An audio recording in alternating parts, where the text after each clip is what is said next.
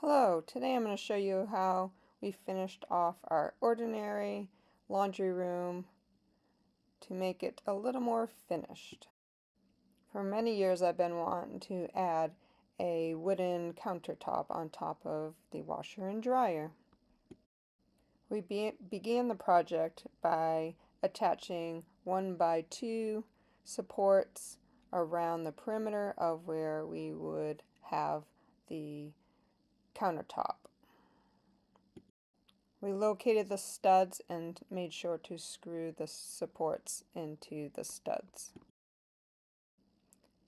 We added the supports around the side as well because I wanted it to cascade down over the edge so that way when we walked in the house it would be noticeable and not have the washing machine be what is noticed.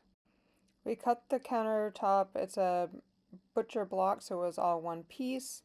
We cut that to size for the top and the side, and then I stained both pieces and did 3 coats of poly also on both pieces. Then we attached the butcher blocks to each other and to the supports using finish screws. I'm totally in love with how this quick and easy project came together. Not only is it beautiful, but it is also functional for this space.